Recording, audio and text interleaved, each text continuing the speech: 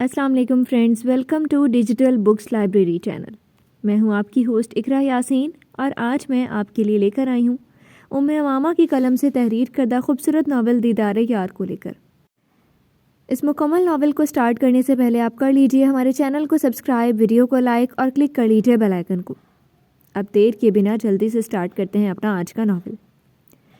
वो अपने ख़ानदान की पहली लड़की थी जिसने यूनिवर्सिटी में दाखिला लिया था। उनके यहाँ लड़कियों को ज़्यादा से ज़्यादा पढ़ाई की इजाज़त सिर्फ 12 जमात तक दी जाती थी। उसका यहाँ एडमिशन भी सिर्फ इसी वजह से हुआ था क्योंकि उसे पढ़ाई का बेहद शौक़ था। ख़ानदान की हर लड़की ने या तो 8वीं तक पढ़ा था, 10वीं या फिर 12वीं जमात तक। इससे ज़्यादा आगे कम ही लड़कियाँ गई थीं। सब बड़ों को लगता था कि लड़कियाँ यूनिवर्सिटी जाकर बिगड़ जाती हैं। उसके यहाँ एडमिशन होने की एक वजह यह भी थी कि उसका निकाह बचपन में ही हो चुका था, लेकिन किस शख्स से हुआ था ये उसे नहीं पता था। उसके नाम के अलावा वो कुछ जानती ही नहीं थी। वो कैसा दिखता था, उसका मिजाज कैसा था, कितना पढ़ा लिखा था, उसे कुछ नहीं पता था।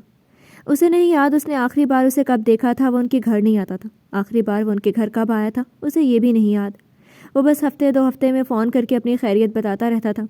जवानी की दहलीज पर कदम रखते ही अम्मी उसे हमेशा यही बात समझाती रहती थी कि कभी गलती से भी किसी लड़की को दिल मत देना, तुम किसी की अमानत हो और अपने आप को उसी के लिए संभाल कर रखो। वो ये बातें उससे खुले लफ्ज़ों में नहीं करती थी, लेकिन वो इतनी समझ तो रखती थी कि इन बातों को आराम से समझ चुकी थी। लेकिन वो उनसे ये नहीं कह सकी कि दिल देना या ना देना उसके इख्तियार में नहीं है। ये तो एक फितरी अमल है जो कभी भी किसी से भी हो जाता है। उसके साथ भी यही हुआ था। उसके साथ दोस्ती में पहल इरसम ने की थी। वो लड़कियों से भी फासला बना कर रखती थी। उसकी फ्रेंड्स लिस्ट में सिर्फ चंद लड़कियाँ थीं। वो पहला लड़का था जिसे सीरत जवाद ने अपना दोस्त बनाया था। शुरू में वो उससे फासला बनाकर ही रखती थी, लेकिन इरसम का खुद की तरफ बढ़ना उसे उससे दोस्ती करने पर मजबूर कर गया था और बहुत जल्द ये दोस्ती मोहब्बत में तब्दील हो गई। सीरत के लिए तो ऐसा ही था, लेकिन उसे पता था कि उसे अपनी मोहब्बत इतनी आसानी से नहीं मिलेगी। अगर वो अपने माँ बाप से बात भी कर सकती तो भी कोई फ़ायदा नहीं होना था क्योंकि वो किसी के निकाह में थी। उसे लगता था कि उसका शौहर मान कभी नहीं आएगा, लेकिन जवाद साहब को यकीन था कि वो जल्द ही आएगा और कुछ नहीं तो अपनी अमानत लेने तो ज़रूर आएगा। जब से उसने जवाद साहब से रब्ता कम से कम कर दिया था, तब से सिद्रा बेगम को डर लगने लगा था कि कहीं वो वहाँ किसी और को तो पसंद नहीं करता। मान से उसका निकाह अपने बचपन में ही हो गया था। उसकी क्या उम्र थी उसे नहीं पता था। उसके बाद वो यहाँ से जा चुका था। शुरू में वो महीने 2 महीने में उनके घर आ जाता था, लेकिन मसरूफियत की वजह से वो भी आहिस्ता आहिस्ता ख़त्म हो गया था। उसकी शक्ल कैसी थी ये सीरत को याद भी नहीं था। घर वालों के पास भी सिर्फ उसके बचपन की तस्वीर ही मौजूद थी। अब सिर्फ उसकी फ़ोन कॉल आती थी, वो भी कभी कभी। पहले वो सिर्फ 2-2 मिनट की बात करता था और फिर काम का कहकर फ़ोन रख देता था, लेकिन अब बात वो सबसे तफसील से करता था। अपनी भी बताता और उनकी भी सुनता, सिवाय सीरत की, क्योंकि उसे मान से बात नहीं करनी थी, जिसे वो ये कहकर टाल देती कि उसे अभी उससे बात करना अच्छा नहीं लगता। एक बार अम्मी के कहने पर उसने ज़बरदस्ती उससे 5 मिनट की जान छुड़ाने वाली बात कर ली थी, लेकिन उसके बाद से कभी भी उसका फ़ोन आता तो वो कहीं भाग जाती थी। पहले उसे मान बुरा नहीं लगता था, लेकिन अच्छा भी नहीं लगता था, पर जब से उसकी ज़िंदगी में इरसम आया था तब से मान उसे बेहद बुरा लगने लगा था। अम्मी को पहले ये खदशा रहता था कि कहीं मान सीरत को छोड़ ना दे, क्योंकि वो यहाँ से दूर था। क्या पता उसकी ज़िंदगी में कोई और आ गई हो, लेकिन अब यह खदशा भी दूर हो चुका था क्योंकि बहुत जल्द वो यहाँ आने वाला था। कब, ये उसे नहीं पता था, लेकिन जल्द ही आने वाला था। और इस बात को सोच कर उसे फ़िक्र हो रही थी कि अगर वो आ गया और उसकी शादी मान से हो गई तो क्या होगा। वो इरसम को भूल नहीं सकती थी। इरसम उसकी मोहब्बत था, पहली मोहब्बत। तुम इतनी परेशान क्यों हो रही हो सीरत? अभी आया तो नहीं है ना तुम्हारा शौहर? जब आएगा तब की तब देखी जाएगी। इरसम ने उसे तसल्ली देने वाले अंदाज में कहा। लेकिन जल्द ही आ जाएगा इरसम, और उसके बाद अब्बू उसके साथ मेरी रुखसती कर देंगे। तुम प्लीज़ अपने पेरेंट्स को भेजो ना मेरे घर। इससे क्या होगा, निकाह तो तुम्हारा हो चुका है। अगर भेज भी दूंगा तो क्या मान जाएंगे तुम्हारे घर वाले? बात तो उसकी दुरुस्त थी। उसके घर वाले भला कैसे उसके बचपन का निकाह तोड़कर उसे किसी ऐसे शख्स के साथ रुखसत कर देंगे जिससे मिले हुए भी अभी उससे सिर्फ कुछ टाइम ही हुआ था। तो फिर क्या करूं? अभी कुछ मत करो, रिलैक्स रहो। जब वो आ जाएगा तब तुम मुझे बताना, कुछ ना कुछ रास्ता निकल ही आएगा। इरसम ने उसका हाथ दबाकर उसे तसल्ली दी। मैं तुम्हारे लिए कुछ खाने के लिए लाता हूँ और तुम परेशान होना छोड़ दो, जस्ट रिलैक्स। अपनी जगह से उठकर वो वहाँ से चला गया, जबकि उसके जाने के बाद सीरत फिर से इन्हीं सोचों में गुम हो चुकी थी। अस्सलाम वालेकुम मम्मी, क्या कर रही हैं? यूनी से वापस आते ही वो सीधा किचन में गई क्योंकि सिद्रा बेगम ज़्यादातर वहीं पाई जाती थी। वालेकुम अस्सलाम, खाना बना रही थी, जाकर फ्रेश हो जाओ फिर खा लेना। उसने ढक्कन हटाकर देखा। मुर्गी का कौरमा देखती उसकी भूख चमक उठी थी। वो फ्रेश होने के लिए जल्दी से अपने कमरे में भाग गई। कंधों पर मर्दाना शॉल डाले वो अपनी गाड़ी से उतरकर अंदर दाखिल हुआ, जहाँ मुलाजिम अपने हाथ बांधे खड़ा था। उसे आते देखकर उसने अदब से सलाम किया। सोफे पर बैठकर उसने सवालिया नज़रों से मुलाजिम की तरफ देखा और उसे देखने पर फ़ौरन बोलना शुरू किया। ملک صاحب یہ رہی تصویریں۔ اس نے خاکی رنگ کا لفافہ اس کی طرف بڑھایا۔ سنجیدہ نظروں سے اس نے اس خاکی لفافے کو دیکھا اور اپنے ہاتھ میں پکڑ کر اسے کھولا۔ اندر تصویریں تھیں جو یونی میں موجود ان 2 افراد کی تھیں۔ جیسا آپ نے کہا تھا وہی کیا میں نے، وہاں پر کینٹین میں جاب شروع کر دی ہے۔ تو کیا خبر ملی تمہیں؟ میں جتنے دن وہاں رہا ہوں میں نے اس لڑکی کی ہر حرکت پر نظر رکھی ہے۔ وہ ہمیشہ ایک لڑکی کے ساتھ پائی جاتی ہے۔ اسٹوڈنٹس کہتے ہیں کہ دونوں ایک دوسرے کو پسند کرتے ہیں۔ اس لڑکی کا نام کیا ہے؟ اس نے تصویروں کو زور سے اپنی مٹھی میں مروڑتے ہوئے پوچھا۔ وہ انداز ایسا تھا جیسے سارا غصہ وہ ان تصویروں پر ہی نکال دے گا۔ ارسم نام ہے اس کا، اور یہ دونوں ایک ہی کلاس میں پڑھتے ہیں۔ اور مجھے ایک اور بات پتہ چلی ہے۔ جانتا ہوں آپ نے کہا تھا بس وہی معلومات لوں جو یونیورسٹی کی ہوں، لیکن میں آپ کے لیے ایک نئی خبر لایا ہوں۔ شفیق نے دبے دبے جوش سے کہا، جیسے اسے یقین ہو کہ اس کی یہ نئی خبر سن کر اس کا مالک اسے انعام دے دے گا۔ کہو سر، یہ میڈم جو ہے ان کا نکاح ہو چکا ہے۔ اس لڑکی کے بارے میں مجھے سب معلوم ہے، تمہیں خوار ہونے کی ضرورت نہیں ہے۔ یونیورسٹی میں سارا دن کیا کرتی ہے، کس کے ساتھ رہتی ہے، تم مجھے وہی بتاؤ۔ اب جاؤ یہاں سے۔ مڑی ہوئی تصویروں کو پھینکتے ہوئے وہ پھر سے اٹھ گیا۔ ارادہ اب اپنے کمرے کی طرف جانے کا تھا۔ عجیب آدمی ہے، جانتا ہے نکاح ہو چکا ہے پھر بھی لڑکی کے پیچھے پڑا ہے۔ خود سے بڑبڑاتے ہوئے وہ وہاں سے جانے لگا جب اسے پیچھے سے پھر سے اس کی آواز آئی، شفیق جی ملک صاحب، اس لڑکی کو میرے پاس لے کر آنا، کچھ بات کرنی ہے اس سے۔ اس کی نظریں زمین پر پڑی تصویروں پر تھیں، جسے دیکھ کر شفیق کو پوچھنے کی ضرورت نہیں پڑی کہ وہ کس لڑکی کے بارے میں بات کر رہا ہے۔ جی اچھا کہہ کر وہ وہاں سے جا چکا تھا، جبکہ وہاں موجود شخص اب انگلی میں موجود پتھر کی انگوٹھی کو گھماتے ہوئے گہری سوچ میں گم تھا۔ مان سیرت کی پھپھو کا بیٹا تھا۔ سیرت اس سے 8 سال چھوٹی تھی۔ اس کی پھپھو کی اپنی شوہر سے علیحدگی ہو چکی تھی، لیکن مان پھر بھی ہر چھٹیوں میں اپنے باپ سے ملنے ضرور جاتا تھا۔ فیروز دوسرے ملک میں رہتے تھے۔ ہر چھٹیوں میں مان اپنے باپ سے ملنے ضرور جاتا تھا۔ نادیہ اسے خود بھیجتی تھی کیونکہ بقول ان کے بھلے ان کی اور فیروز کی علیحدگی ہو چکی تھی، لیکن مان پر ان دونوں کا برابر کا حق تھا۔ جواد صاحب کے لیے مان بالکل ان کے بیٹے کی طرح تھا۔ وہ اپنی بہن کا دوبارہ گھر بسانا چاہتے تھے، لیکن نادیہ انہیں انکار کر چکی تھی کیونکہ اب بس ان کی زندگی میں ان کا مان کافی تھا، انہیں اور کسی کی ضرورت نہیں تھی۔ جہاں مان بڑا ہو رہا تھا وہیں سترہ بیگم کو اپنی بیٹی کی فکر ہو رہی تھی۔ وہ 5 سال کی تھی اور مان 13 سال کا۔ ان دونوں کی اٹیچمنٹ دیکھ کر انہیں ہمیشہ ڈر رہتا تھا۔ بھلے مان پر انہیں اعتبار تھا، پر پھر بھی سیرت کا سگا بھائی تو نہیں تھا نا۔ جواد میں کچھ سوچ رہی تھی۔ سترہ بیگم نے اپنے شوہر کی طرف دیکھتے ہوئے کہا، جو روز کی طرح رات کے کھانے کے بعد اپنا کام لے کر بیٹھے ہوئے تھے۔ ہاں بولو، انہوں نے مصروف سے انداز میں کہا۔ مان بڑا ہو رہا ہے۔ ہاں ماشاء اللہ۔ جواد میں سوچ رہی تھی آپ نادیہ اور مان کو کسی الگ گھر میں شفٹ کر دیں۔ ان کی اس بات پر جواد صاحب نے چونک کر ان کی طرف دیکھا۔ کس لیے؟ جواد، ہماری ایک بیٹی ہے، ہم اس طرح مان کو گھر میں نہیں رکھ سکتے۔ وہ اب بڑا ہو رہا ہے، اسے خود احتیاط کرنی چاہیے، لیکن وہ نہیں کرتا۔ سیرت ہمیشہ اس کے پیچھے گھومتی رہتی ہے، اس کا بنا کھانا بھی نہیں کھاتی ہے۔ ان دونوں کی اتنی دوستی ٹھیک نہیں ہے، تو ہم مان کو اپنا داماد بنا لیتے ہیں۔ جواد صاحب نے ہنستے ہوئے جیسے ان کی بات کا مذاق اڑایا، لیکن پھر ایک دم سنجیدہ ہو گئے۔ ہاں، یہ بات میں نے پہلے کیوں نہیں سوچی۔ ہم مان اور سیرت کا نکاح کر دیتے ہیں، ویسے بھی مان میرا اپنا ہے، میری بہن کا بیٹا ہے۔ جواد، میں آپ سے کیا کہہ رہی ہوں اور آپ بات کو کہاں سے کہاں لے جا رہے ہیں؟ کیا تمہیں مان سے کوئی مسئلہ ہے؟ نہیں، لیکن جواد صاحب نے اپنے ہاتھ اٹھا کر انہیں مزید کچھ کہنے سے روک دیا۔ جب کوئی مسئلہ نہیں ہے تو پھر بس بات ختم، میں کل ہی نادیہ سے بات کرتا ہوں۔ جواد، لیکن ابھی ان کی اتنی عمر نہیں ہے، یہ فیصلہ انہیں پر چھوڑ دیں، جب بڑے ہوں گے تو خود ہی کر لیں گے۔ سترہ بیگم نے انہیں سمجھانے کی ایک اور کوشش کی، لیکن وہ اب جیسے اپنا فیصلہ سنا چکے تھے۔ اگلے دن انہوں نے نادیہ سے صاف لفظوں میں یہ بات کہہ دی تھی جسے سن کر وہ بے حد خوش ہوئی تھی۔ آپ سچ کہہ رہے ہیں بھائی، میری تو خود یہی خواہش تھی، لیکن میں خاموش تھی کیونکہ مجھے یہ وقت مناسب نہیں لگ رہا تھا۔ میرے ذہن میں بھی یہ بات نہیں آتی، اگر سترہ بات شروع نہیں کرتی، تم سے رائے مانگنی تھی، بس تمہاری مرضی بھی شامل ہے تو ہم اپنے بچوں کو ایک جوڑے میں باندھ دیتے ہیں۔ ان کے چہرے پر موجود خوشی دور سے ہی دکھ رہی تھی، جبکہ سترہ بیگم پریشانی سے ان دونوں بہن بھائی کو دیکھ رہی تھی۔ بچپن میں بندھے رشتے ہر کوئی نہیں نبھا پاتا، اگر کل کو ان دونوں بچوں کی پسند بدل گئی تو کیا ہوگا؟ سیرت کی 6 سالگرہ پر چھوٹی سی سیرت اور مان کا نکاح کر دیا گیا تھا۔ مان جانتا تھا کہ اس کا نکاح ہو رہا ہے، لیکن وہ اتنا بڑا نہیں تھا کہ نکاح کی حیثیت سمجھ پاتا۔ اسے بس اتنا پتا تھا کہ شادی کے لیے نکاح ضروری ہے اور اس کی سیرت سے شادی ہوئی ہے، جبکہ سیرت اس سے بھی زیادہ لائم تھی۔ ٹیڑھی میری رائٹنگ میں جب اس نے اپنا نام جواد صاحب کے بتائی ہوئی جگہ پر لکھا تو تالیوں کا شور مچ گیا۔ جب سب کو تالیاں بجاتے دیکھا وہ خود بھی تالیاں بجانے لگی۔ اسے یہ بتایا گیا تھا کہ اس کا نکاح مان سے ہو رہا ہے، جس پر اس نے معصومیت سے پوچھ لیا کہ نکاح کیا ہوتا ہے، اور اس کے جواب میں نادیہ نے اسے بتایا کہ اس کا نکاح مان سے ہو رہا ہے، جس کے بعد مان اسے کبھی چھوڑ کر نہیں جائے گا، اور اسی لیے وہ بہت خوش تھی۔ کب اب نکاح ہونے کے بعد اس کا دوست ہمیشہ اس کے ساتھ رہے گا۔ ان کے نکاح کو سال اسی طرح بیت گیا تھا۔ اس گزرے سال میں سترہ بیگم کی پریشانی واقعی ختم ہو چکی تھی جو انہیں مان کو لے کر تھی، لیکن پھر اچانک نادیہ کی بیماری نے جیسے ان سب کو ہلا کر رکھ دیا تھا۔ جواد صاحب نے ان کا بہت علاج کروایا، لیکن ان کے پاس بس جتنے مختصر زندگی تھی وہ وہی جی پائی تھی۔ ان کے انتقال کے بعد فیروز مان کو اپنے ساتھ لے جانے کے لیے آئے تھے۔ پہلے وہ یہاں اپنی ماں کی وجہ سے تھا، لیکن اب اس کی ماں نہیں ہے۔ میری بیٹی اس کے نکاح میں ہے، رشتہ ہے ہمارا اس سے، میں اسے کیسے بھیج دوں تمہارے ساتھ فیروز؟ ان کے منہ سے مان کو اپنے ساتھ لے جانے کی بات سنتے ہی جواد صاحب جلدی سے کہہ اٹھے، میں جانتا ہوں کہ آپ کی بہن کا خیال نہیں رکھ سکا، غلطی میری تھی، لیکن اس کا یہ مطلب نہیں ہے کہ میں مان کا خیال بھی نہیں رکھ سکوں گا۔ مان میری اکلوتی اولاد ہے، میں نادیہ کو کھو کر پچھتا رہا ہوں، اب اپنی اولاد کو نہیں کھونا چاہتا۔ ان کے لہجے میں منت بھرا تاثر تھا، جسے دیکھ کر جواب صاحب نے طنزیہ مسکراہٹ لیے انہیں دیکھا۔ کیوں پچھتا رہے ہو؟ وہ عورت کہاں ہے جس کی وجہ سے تم نے میری بہن کو چھوڑا تھا؟ وہ دھوکے باز تھی، صرف میری دولت کے لیے مجھے بیوقوف بنا رہی تھی۔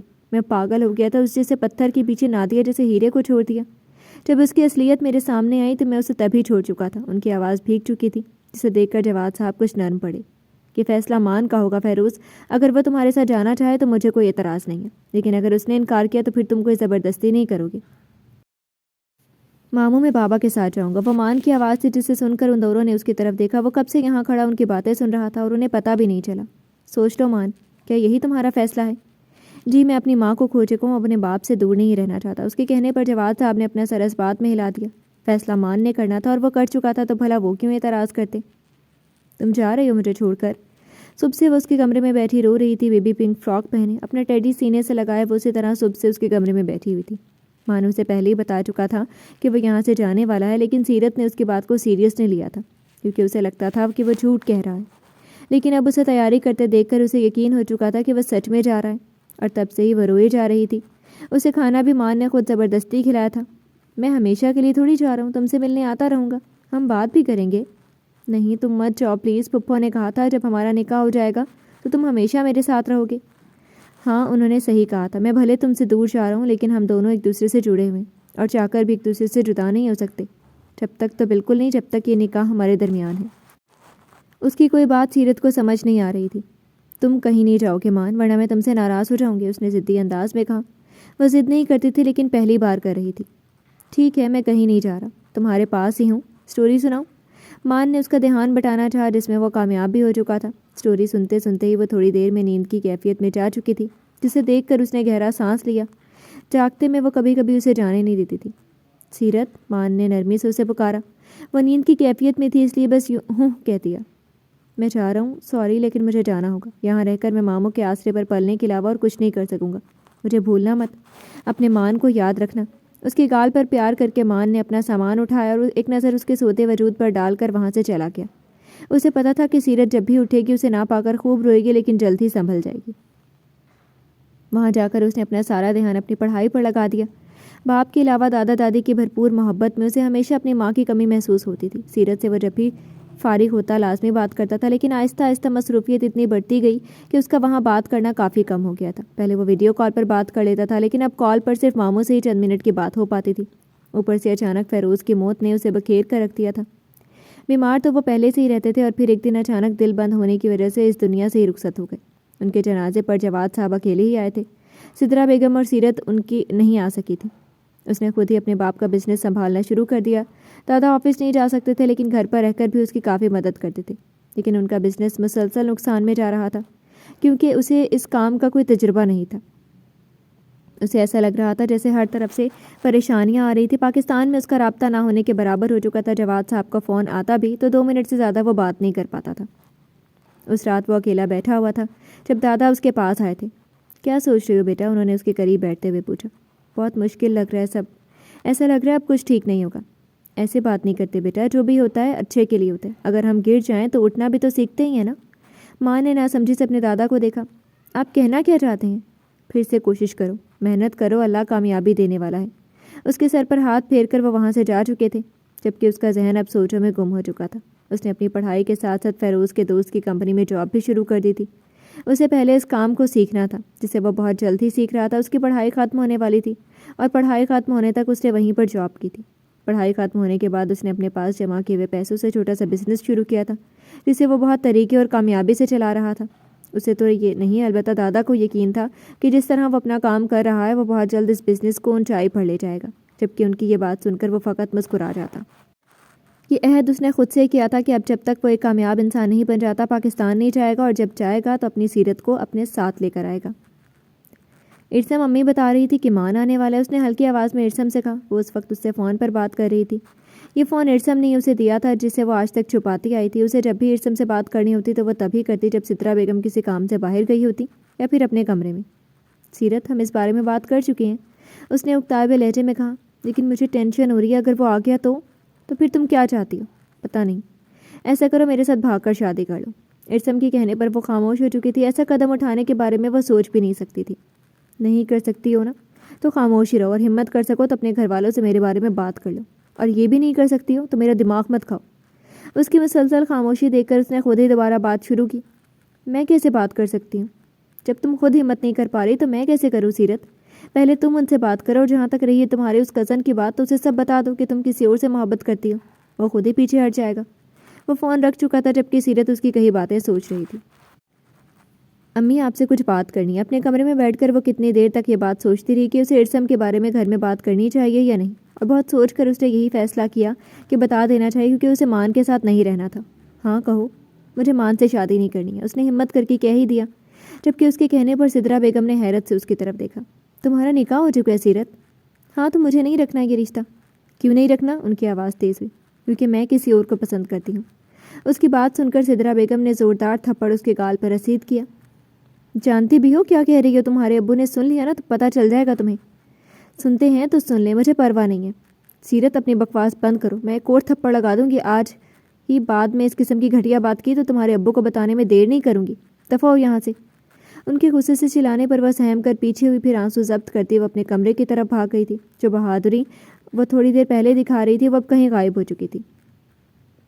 بس اب تم آؤ گے تو میں تمہیں جانے نہیں دوں گی۔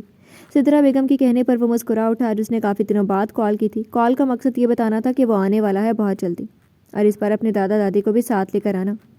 جی، اس بار ان دونوں کو بھی ساتھ لاؤں گا اور اپنی امانت کو بھی لے کر جاؤں گا۔ سیرت سے بات ہو سکتی ہے ممانی؟ ہاں ہاں بیٹا، کیوں نہیں۔ جلدی سے اٹھ کر وہ سیرت کے کمرے میں گئی جو بیڈ پر بیٹھی ہوئی تھی۔ یہ لو سیرت، مان سے بات کر لو۔ بظاہر انہوں نے نرمی سے ہی کہا تھا، لیکن آنکھوں سے وہ باقاعدہ گھور رہی تھی کہ کچھ الٹا سیدھا مت کرنا، کیونکہ جب بھی وہ مان سے اس کی بات کروانا چاہتی وہ کوئی نہ کوئی بہانہ بنا کر بھاگ جاتی۔ گہرا سانس لے کر اس نے بنا کچھ کہے اس نے فون پکڑ کر کان سے لگا لیا۔ اسے تو خود مان سے بات کرنی تھی۔ السلام علیکم۔ وعلیکم السلام، کیسی ہو؟ دوسری طرف سے اسے بےحد نرم آواز سنائی دی۔ اسے نہیں یاد تھا اس نے آخری بار اس کی آواز کب سنی تھی۔ بالکل ٹھیک، آپ کیسے ہیں؟ اسے باتیں کرتا دیکھ کر سدرا بیگم کمرے سے جا چکی تھی، جس پر اس نے سکون بھرا سانس لیا، کیونکہ جو بات اسے کرنی تھی وہ ان کے سامنے تو نہیں ہو سکتی تھی۔ بالکل ٹھیک، اور بہت زیادہ خوش بھی۔ تمہیں پتہ ہے سیرت، میں بہت جلدی تمہارے پاس آنے والا ہوں تمہیں لینے کے لیے، خود کو میرے لیے تیار کر لو، اس نے محبت بھرے لہجے میں کہا۔ مان، مجھے آپ سے کچھ بات کرنی ہے، اس نے اپنے ہونٹوں پر زبان پھیر کر جسے کہنے کے لیے لفظ ڈھونڈے۔ سیرت، کہو، میں سن رہا ہوں۔ میں آپ سے شادی نہیں کر سکتی۔ اس کی بات سن کر دوسری طرف چند لمحوں کے لیے خاموشی چھا چکی تھی۔ کیوں؟ میں کسی اور کو پسند کرتی ہوں، میں آپ سے شادی نہیں کر سکتی۔ آپ پلیز میرے ماں باپ سے کہیں کہ آپ مجھ سے شادی نہیں کرنا چاہتے۔ تم خود انکار کر دو۔ تھوڑی دیر پہلے جو خوشی اس کے لہجے میں تھی وہ اب کہیں محسوس نہیں ہو رہی تھی۔ میں انکار نہیں کر سکتی ہوں، وہ میری نہیں سنیں گے۔ امی سے بات کی، انہوں نے تھپڑ مار دیا۔ پلیز آپ منع کر دیں کہ آپ کو مجھ سے شادی نہیں کرنی، چھوڑ دیں مجھے، میں ارسم سے محبت کرتی ہوں اور اسی سے شادی کرنا چاہتی ہوں۔ اس کی بات کا بنا کوئی جواب دیے وہ فون کاٹ چکا تھا، جبکہ سیرت اب یہ سوچ رہی تھی کہ مان کیا کرے گا۔ یقیناً انکار کر دے گا، کیونکہ بھلا کوئی مرد کسی ایسی لڑکی سے شادی کیوں کرے گا جس کے دل میں پہلے سے ہی کوئی اور موجود ہو۔ کیا کہا ہے تم نے مان سے؟ کمرے سے باہر نکلتے ہی سدرا بیگم نے غصے سے اس کی طرف دیکھا۔ کیا کہا ہے؟ یہی تو میں تم سے پوچھ رہی ہوں، کیا کہا ہے جو وہ تم سے شادی سے انکار کر رہے؟ ان کی بات سن کر اس نے سکون کا سانس لیا۔ میں نے اسے سب سچ بتا دیا۔ سیرت، تمہارا دماغ خراب ہو گیا، اپنے ان وقتی جذبات کے پیچھے تم اپنے بچپن کے رشتے کو چھوڑ رہی ہو۔ آنے تو تمہارے ابو کو انہیں سب بتاتی ہوں اور تمہارے یونیورسٹی جانا بھی بند کرواتی ہوں۔ سدرا بیگم کے کہنے پر اس نے گھبرا کر انہیں دیکھا۔ نہیں امی، آپ میرا یونی جانا بند نہیں کریں گے، آپ جانتی ہیں مجھے پڑھنے کا کتنا شوق ہے۔ یہ راستہ تم نے خود بند کیا ہے۔ اب تک میں تمہارے لیے تمہارے باپ کے سامنے کھڑی ہو جاتی تھی کہ بچی کا شوق ہے، اسے پڑھنے دو، لیکن اب نہیں کروں گی، اور مان کے آتے ہی تمہاری رخصتی کر دوں گی۔ امی، مجھے نہیں کرنی اس سے شادی، اس نے چیخ کر کہا، لیکن وہ بنا اس کی بات سنے اپنا فیصلہ سنا کر وہاں سے جا چکی تھی۔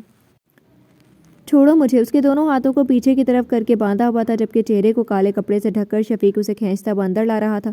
اندر کمرے میں لا کر اس نے ارسم کو ایک کرسی پر بٹھا کر اس کے چہرے سے کپڑا ہٹا دیا، البتہ ہاتھ اس کے ویسے ہی بندھے ہوئے تھے۔ کون ہو تم؟ میرے ہاتھ کھولو۔ کپڑا ہٹتے ہی اس کی شفیق پر پہلی نظر پڑتے جسے دیکھ کر اس نے چلا کر کہا، ملک صاحب نے تمہیں یہاں بلایا۔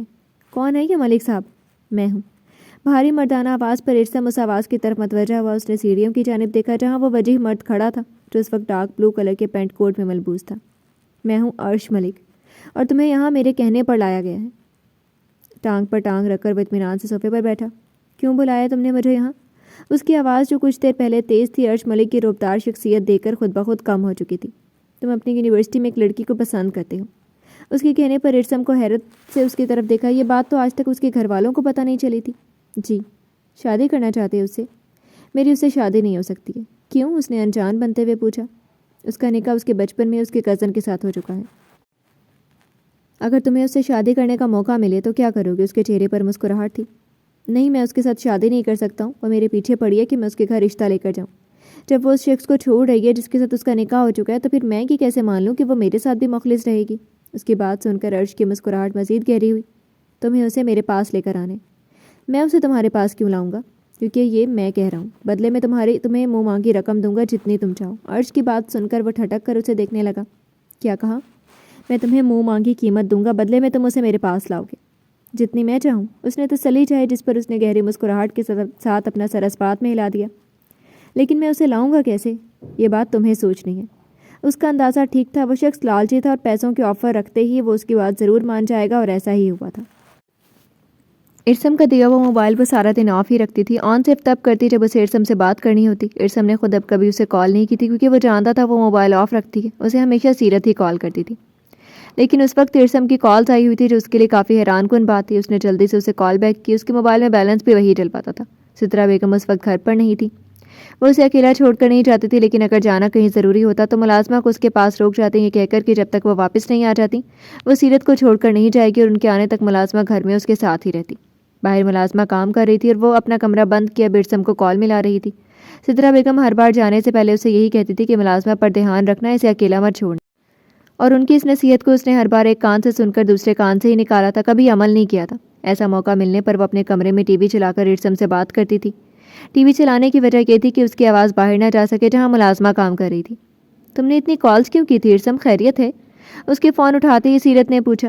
تم نے اپنے گھر والوں سے بات کی میرے بارے میں؟ ہاں، امی سے کہا تھا لیکن انہوں نے بہت غصہ کیا۔ کیا وہ مان جائیں گے سیرت؟ نہیں، امی نے بہت غصہ کیا۔ انہوں نے کہا ہے کہ وہ میری یونی بند کروا دیں گی، اور اب ابو کو یہ بات پتہ چلی تو وہ تو شاید مجھے جان سے ہی مار دیں گے۔ میرے پاس ایک راستہ ہے۔ وہ بس کسی بھی طرح اسے عرش ملک کے پاس پہنچا دینا چاہتا تھا تاکہ اسے جلدی سے جلدی پیسہ مل جائے۔ سیرت اس کے لیے اتنی فائدہ مند ثابت ہوگی اسے اندازہ ہی نہیں تھا۔ کیا راستہ ہے؟ اس نے بے چینی سے پوچھا۔ تم اپنے گھر والوں کو چھوڑ کر میرے پاس آ جاؤ۔ ارسم، تم جانتی ہو میں ایسا نہیں کر سکتی ہوں۔ کیوں نہیں کر سکتی ہو؟ تمہیں محبت نہیں ہے مجھ سے؟ ہے، بالکل ہے، لیکن میں اتنا بڑا قدم نہیں اٹھا سکتی۔ سیرت، ایک بار مان آ گیا تو تمہاری رخصتی کرنے میں یہ لوگ بالکل دیر نہیں لگائیں گے۔ ابھی تمہارے پاس وقت ہے تو میرے پاس آ جاؤ۔ ماں باپ اپنے بچوں کو معاف کر دیتے ہیں، جب تم ان سے دوبارہ ملو گی تو وہ تمہیں معاف کر دیں گے۔ وہ بس کسی بھی طرح اپنی باتوں سے اسے قائل کرنا چاہتا تھا، اور شاید وہ ہو بھی رہی تھی۔ میں تمہیں سوچ کر بتاؤں گی۔ ہاں بالکل، تم سوچو پھر جواب دینا۔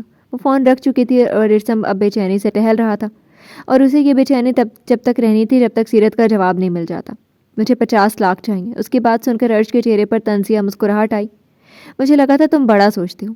1 کروڑ، جیسے تمہاری خواہش۔ لیکن میں یہ کیسے مان لوں کہ تم مجھے پیسے دو گی اگر میں سیرت کو لے آیا، اور اگر تم نے مجھے پیسے نہیں دیے تو؟ اس نے شفیق کو اشارہ کیا جو اس کا اشارہ سمجھ کر اندر چلا گیا۔ اس کی واپسی ہوئی تو اس کے ہاتھ میں ایک انویلپ تھا جو اس نے عرش کی طرف بڑھا دیا۔ یہ آدھے پیسے ہیں، آدھے کام کرنے کے بعد ملیں گے۔ اس نے انویلپ ارسم کے ہاتھ سامنے پھینکا۔ اس کے ہاتھ کھولو شفیق۔ اس کے کہنے پر شفیق نے اس کے بندے ہاتھوں کو کھول دیا، اور اگلی ہی پل ارسم نے جلدی سے جھک کر اس انویلپ کو اٹھا کر دیکھا۔ ان میں پیسوں کی گڈیاں تھیں۔ اس کی مانگی ہوئی رقم کا آدھا حصہ ایسا لگ رہا تھا جیسے عرش پہلے سے جانتا تھا کہ وہ کیا مانگے گا اور اس کے پیسوں کے آفر قبول کر لے گا، اور اس نے پہلے سے اس کے لیے یہ تحفہ تیار کروا لیا تھا۔ ان سوچوں سے نکل کر اس نے دراز میں سے وہ سارے پیسے نکالے جنہیں دیکھ دیکھ کر اس کا دل نہیں بھر رہا تھا۔ ایسا لگ رہا تھا وہ کوئی خواب دیکھ رہا تھا، حسین خواب۔ یونیورسٹی کے بیگ میں اپنی ضرورت کا سامان رکھ کر اس نے بیگ پیک کر کے کندھے پر لٹکا لیا۔ جو فیصلہ اس نے کیا تھا وہ اسے ٹھیک نہیں لگ رہا تھا، لیکن اپنی محبت کے لیے وہ کچھ بھی کر سکتی تھی۔ اس کے کمرے سے باہر نکلتے ہی سترہ بیگم نے گھور کر اسے دیکھا جو ان کے منع کرنے کے باوجود یونیورسٹی جانے کے لیے تیار کھڑی تھی۔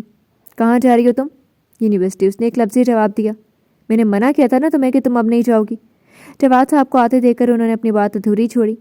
کہاں جا رہی ہو سیرت؟ ان کے چہرے کے تاثرات نارمل تھے، جسے دیکھ کر سیرت نے سکون کا سانس لیا، یعنی سترہ بیگم نے ان سے کوئی بات نہیں کی تھی۔